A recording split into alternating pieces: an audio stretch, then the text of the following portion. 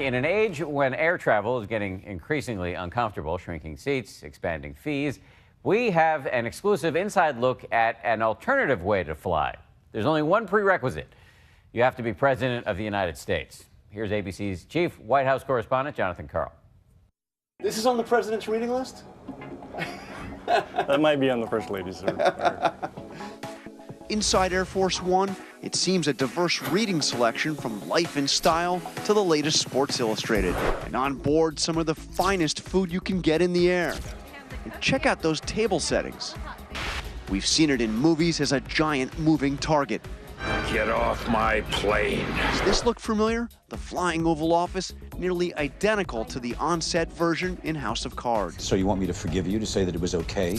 But tonight, for the first time under President Obama, we're taking you on an exclusive all-access tour of Air Force One.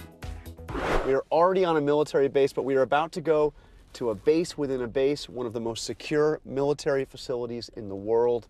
This is where Air Force One is housed. Colonel Dave Banholzer is the Air Force One commander. If you wouldn't mind handing your cell phone over to our security guy here, just because we're going into a more secure I don't area. usually surrender this thing anywhere, so that's Our first stop, the kitchen, where military chefs prepare some of the best meals in the sky. So how do you ensure the security of this food? Once it leaves here, we're going to vacuum seal. We're going to make sure it's in our containers in our area. Today's menu, quinoa salad, hints at the healthy influence of Michelle Obama. Is the menu a little different when the First Lady's not flying? Because we know the President's... I can neither confirm nor deny. Just down the hallway, a stunning reveal. That's quite a sight. Welcome to Air Force One.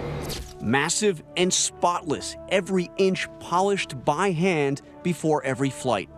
On the main deck, our tour guide, Chief Master Sergeant Rob Nation. This is the President's office, if you will.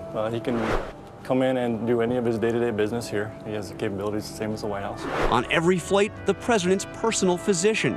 He can transform his cabin into an airborne emergency room. We have defibrillators, we have suction devices, we have IV pumps. Down the hall, the flying situation room where the President can address the nation, the press cabin.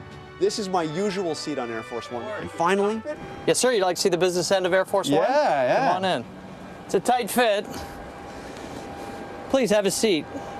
That's the co-pilot seat, so you can be my co-pilot today. All right. What's the most challenging place you've had to land? Afghanistan is the most, hard thumping until you get on the ground there, and then you get out of there safely. Yeah. Air Force One, most certainly secure. After all, it flies America's first family. I got to ask you, do you have a lot of weapons on this plane? The President is very well protected. One Hollywood myth busted. So have you ever seen the movie Air Force One? I have. Totally realistic, right? Absolutely not. Now, there is no escape pod on board the airplane, contrary to public myth. Our tour complete, we join the crew and President Obama for his 1070th flight, a trip to New York City. Quinoa. Just enough time to order lunch Hey, Mom. and for a quick call to Mom on the President's secure line. And our journey ends here on the tarmac at JFK Airport in New York. Yet another on-time arrival for Air Force One. For Nightline, I'm Jonathan Karl on Air Force One.